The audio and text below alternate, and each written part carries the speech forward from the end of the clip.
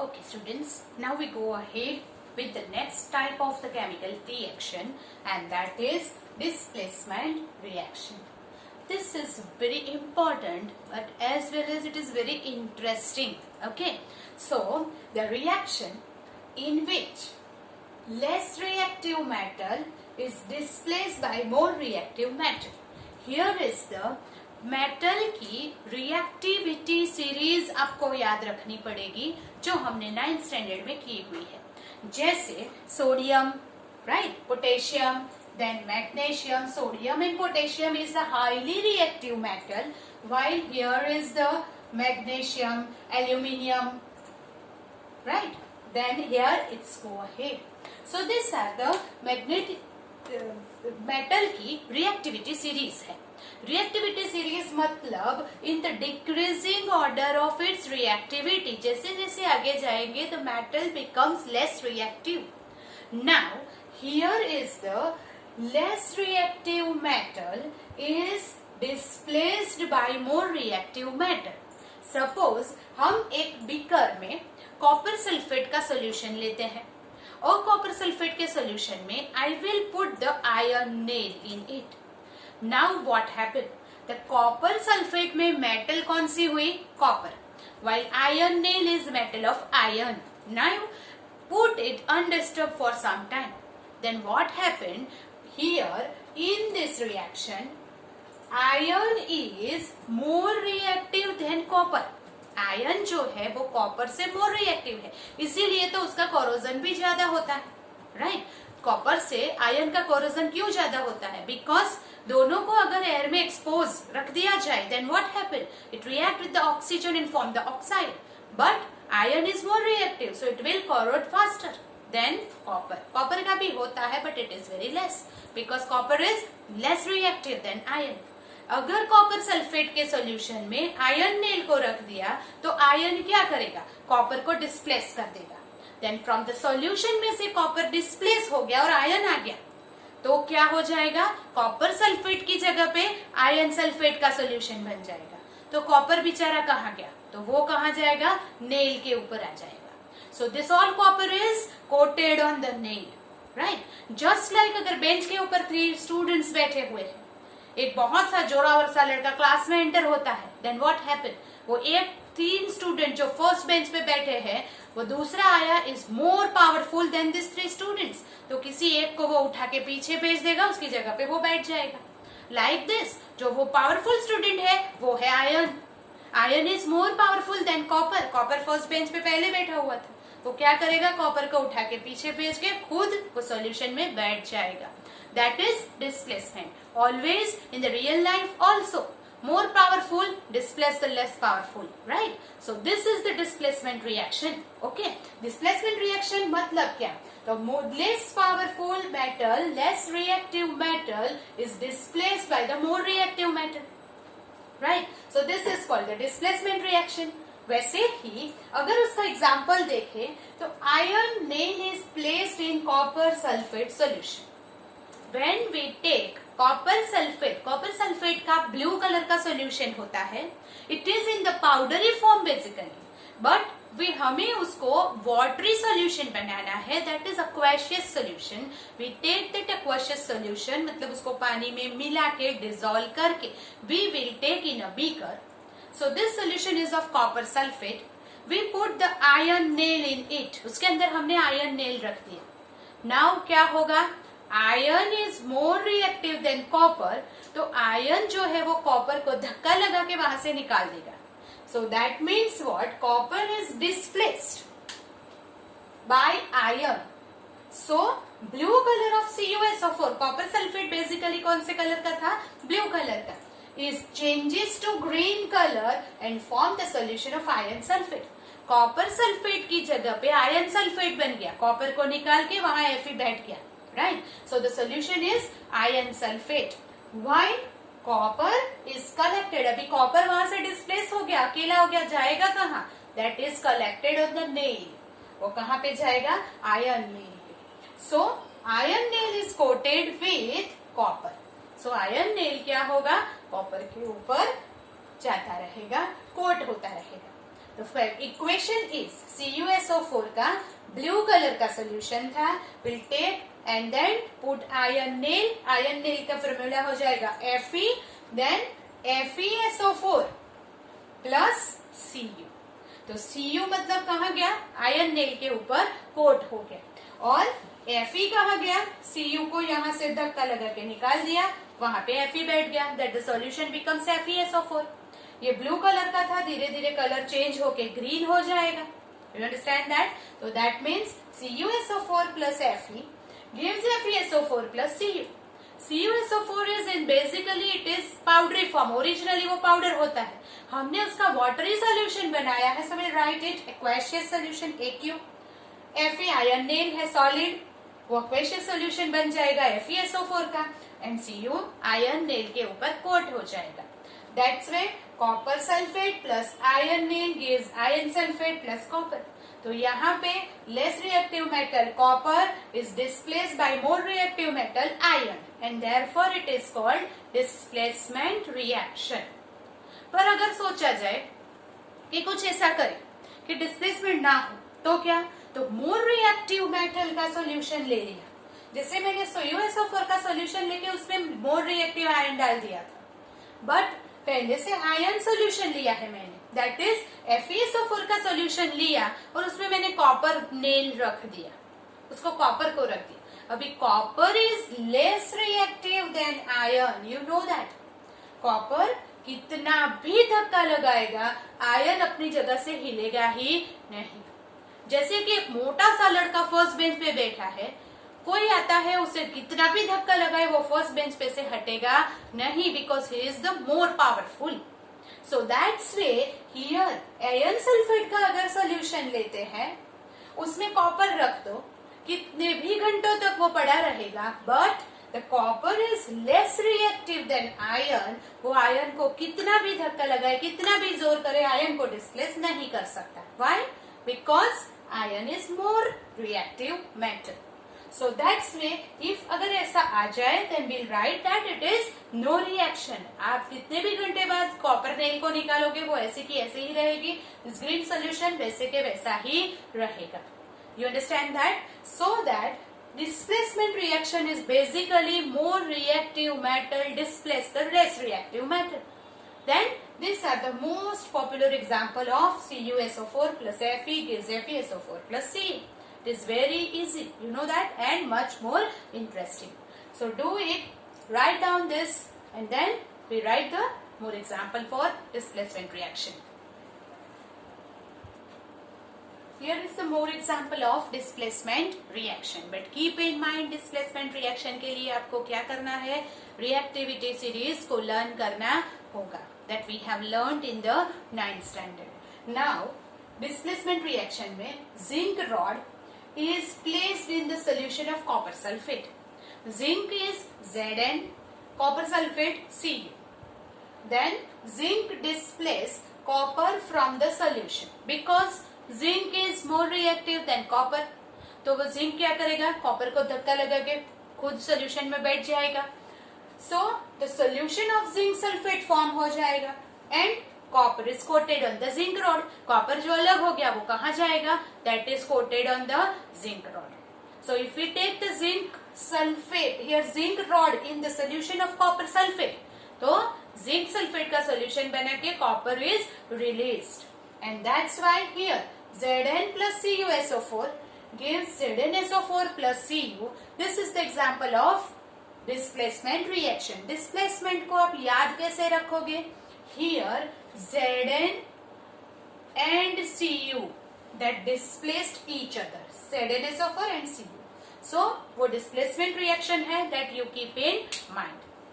अगर हम ऐसा लिखे कि complete this equation, then Pb plus CuCl2, Pb is lead and this is lead and this is copper chloride, copper chloride। तो copper is less reactive than lead, we know that. तो therefore क्या हो जाएगा, PbCl2 that is lead chloride का solution बन जाएगा, plus उसमें से कॉपर सॉलिड अलग हो जाएगा। Cu इधर, Pb इधर, that is PbCl2 and Cu. That is displacement reaction. Now you can write off yourself. Mg plus CuSO4. बोलो who is more reactive? That is yes, Mg. Mg is more reactive, तो वो copper को धक्का लगा के वहां से निकाल देगा. Then what happened? बोलो क्या हो जाएगा? The solution becomes MgSO4. It is aqueous solution. तो डिकल कौन गया बाहर? Cu, that is solid. It is copper. It is magnesium sulfate. This is copper sulfate and magnesium, that you write the name of your own. Here is one more. If magnesium is magnesium strip को हम copper sulfate में रखते हैं, then magnesium displace copper because magnesium is more powerful, more reactive. But when magnesium sulfate के solution में copper strip को रखेंगे, copper nail को रखेंगे, copper wire को रखेंगे, क्या होगा? कॉपर कितना भी धक्का लगाए मैग्नीशियम वहां से नहीं हिलेगा. वाई? बिकॉज ये लेस रिएक्टिव है, ये मोर रिएक्टिव है. जो मोर रिएक्टिव होते हैं मेटल्स, उसका आयन के साथ अट्रैक्शन बहुत पावरफुल होता है. मैग्नीशियम इज मोर रिएक्टिव, तो आयन है SO4. वो SO4 को इतने जोर से अट्रैक्ट करेगा दैट मोस्ट पावरफुल फोर्स होगा, that is called intermolecular force. और वो इतना पावरफुल है कि ये दोनों अलग नहीं हो सकते, चाहे Cu कितना भी जोर लगा ले. Because this is more reactive, so here is no solution, no reaction is there. यहाँ पे रिएक्शन होगा ही नहीं. That you keep in mind. यहाँ Mg प्लस ZnSO4. फिर से सोडियम और मैग्नीशियम के बाद कौन आता है? Mg, magnesium. सोडियम पोटेशियम के बाद ही आ जाता है, मतलब magnesium is also more powerful. So वो क्या होगा? Zn को हटा देगा, तो सोल्यूशन क्या बन जाएगा? MgSO4 प्लस Zn रिलीज हो जाएगा. So just write the states, that is aqueous solution. Here is the solid. Also you write the name here. तो आपको कैसे पता चलेगा कि डिस्प्लेसमेंट रिएक्शन हुआ कि नहीं हुआ, होगा कि नहीं होगा? How you can identify that there is no reaction or reaction? By the reactivity series. If more reactive metal is given, then it's displaced from the solution. Solution में से वो less reactive को displace करेगा. पर अगर solution ही more reactive का है तो वो displace नहीं होगा. That way you keep in mind and do this displacement reaction. Right? Understand that? Copy this. Then we go ahead. Now, next is double displacement reaction. It is a displacement reaction but some upgrade, right? So here is the one example से पहले समझते हैं, then we'll write its definition. Here is 3 ml of barium chloride BaCl2. Solution is added to 3 ml of sodium sulfate. Sodium sulfate is Na2SO4. In test tube, we'll take two solution, 3 ml of barium chloride and 3 ml of sodium sulfate, then mix it together and stir it up to some time, right? Then what happens? That reaction takes place between this BaCl2 and Na2SO4. Barium chloride and sodium sulfate both is watery solution. Both जैसे water के जैसे transparent solution है. When you mix it together, जब हम दोनों को mix करते हैं, then after the reaction takes place, some white insoluble precipitate of barium sulfate is formed. Now you know what is precipitate? That is insoluble remnants. The जो भी product produce हुआ वो solution में not soluble, that is dissolve नहीं होगा. मैंने आपको पहले बताया कि ये दोनों सॉल्यूशन वाटर के जैसे ट्रांसपेरेंट सॉल्यूशन है. दोनों को मिक्स कर दिया तो वो ट्रांसपेरेंट ही रहेगा. But when you stir it and after some time reaction takes place, कुछ व्हाइट कलर के अंदर डॉट डॉट दिखाई देंगे और वो है प्रेसिपिटेट. क्यों? क्योंकि जो फॉर्म हुआ वो है बेरियम सल्फेट और वो सॉल्यूशन जो बना वो है NaCl. तो बेरियम सल्फेट सोडियम क्लोराइड में सॉल्यूबल नहीं है. नहीं है, इसीलिए उसके जो मोलिक्यूल्स है वो व्हाइट कलर के आपको दिखाई देंगे। And that insoluble parts are called precipitate. जो इनसोल्यूबल है आफ्टर रिएक्शन के बाद जो प्रोड्यूस होते हैं और वो सोल्यूबल नहीं है, that we can see in the test tubes and therefore it is called precipitate. तो हियर फिर से बेरियम क्लोराइड में जब sodium sulphate, barium chloride BaCl2 में सोडियम सल्फेट Na2SO4 हम ऐड करेंगे, after some time reaction takes place and white colour के insoluble precipitate बनेंगे। किसके? बेरियम सल्फेट के। जो प्रेसिपिटेट है, जो व्हाइट कलर के डॉट्स दिखाई देते हैं, वो क्या है? Barium sulphate, which is insoluble in sodium chloride. और टेस्ट ट्यूब के अंदर जो सोल्यूशन रहता है वो क्या है? Sodium chloride.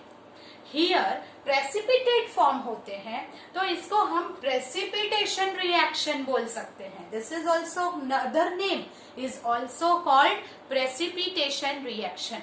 बट हमारा जो मेन नाम है वो क्या है? Double displacement. नाउ इसमें डबल मतलब 2 टाइम्स डिस्प्लेसमेंट हुआ।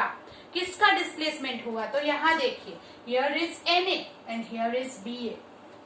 देन Na के साथ Cl आया और Ba के साथ SO4 गया। देखो वहां पे SO4 यहाँ आया तो BaSO4 बन गया, और Cl यहाँ आया तो NaCl बन गया। बट हियर इज Na2 और Cl भी 2 है, तो we have to balance by right 2। तो here is the Ba and Na are the 2 metals, उसके साथ आयन्स एक्सचेंज हुए। कौन से आयन्स है? SO4-2 and Cl-। यहाँ पे 2 आयन्स है, sulphate and chloride.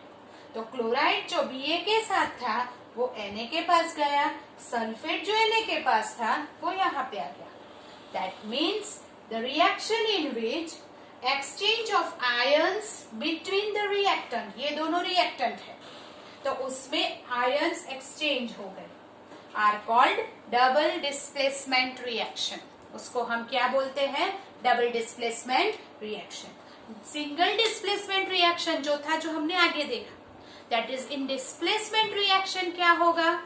More powerful displace to the less powerful, that's it. Double displacement में क्या होगा?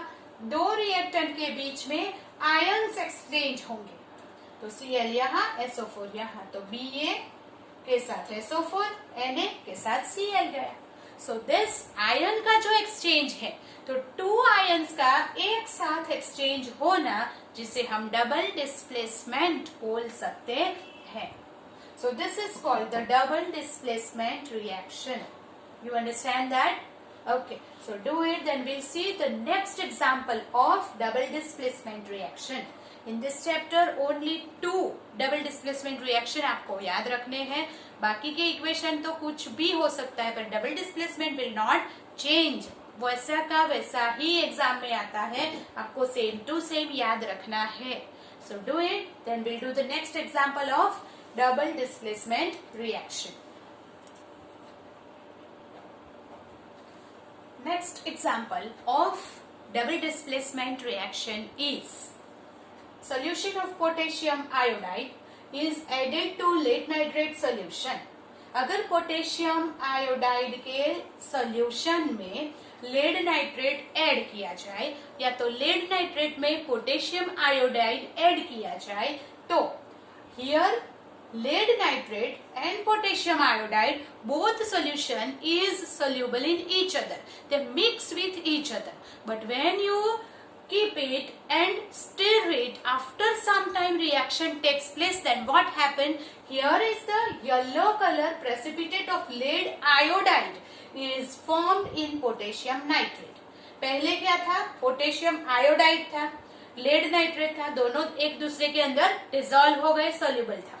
बट जब रिएक्शन हुआ और पोटेशियम लेड आयोडाइड बना, तो वो येलो कलर का लेड आयोडाइड पोटेशियम नाइट्रेट में सोल्यूबल नहीं हुआ, और उसके जो प्रेसिपिटेट्स है, अनडिसॉल्व्ड पार्टिकल्स है, वो अंदर दिख रहे थे, right? That means this is also double displacement reaction or not. तो first of all potassium here iodide, तो ये है potassium iodide is added to lead nitrate. Both अगर मिक्स करके हलाया जाए तो वो दोनों एक दूसरे में मिक्स हो जाएंगे. But after some time when the reaction takes place, what is produced? Yellow colour के प्रेसिपिटेट दिखेंगे जो कि इसमें सोल्यूबल नहीं है, तो वो अंदर हमें दिखने लगेगा. तो ये जो है वो क्या है? Lead iodide. एंड से सॉल्यूशन किसका बनेगा? Potassium nitrate. राइट. तो here is lead nitrate and potassium iodide, both is aqueous solution. But ये जो है वो प्रेसिपिटेट है, मतलब कि जो येलो कलर के प्रेसिपिटेट अनडिजोल्व पार्ट है वो सॉलिड फॉर्म में होंगे जो डिजोल्व नहीं हो रहा है, और ये सोल्यूशन भी aqueous सोल्यूशन बनेगा.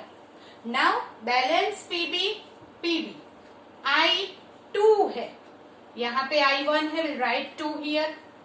देन NO3 ट्वाइस, यहाँ पे NO3 is 1, K यहाँ 2, यहाँ पे 1, तो मैं अगर 2 यहाँ लगा दूं तो K भी 2 हो जाएगा, NO3 भी 2 हो जाएगा.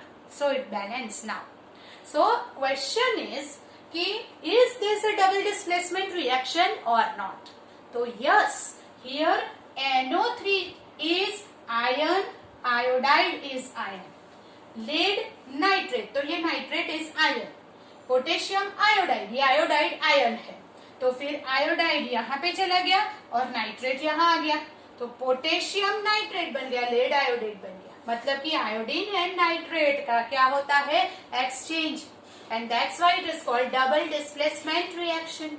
राइट. एग्जाम में क्वेश्चन में आता है ये कि ये अगर complete that what precipitate, which solution के, विच सब्सटेंस के प्रेसिपिटेट बनते हैं उसका नाम लिखो.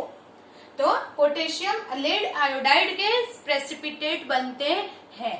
और is this the double displacement reaction? तो yes, it is double displacement reaction. Right. So this is two types of reaction, displacement and double displacement. Displacement में more reactive, displace the less reactive. In double displacement, ions are exchanged. Therefore, it is called double displacement. ये example of double displacement you have to keep in mind. Then we go ahead in the next lecture. So make a note of it very carefully. Okay.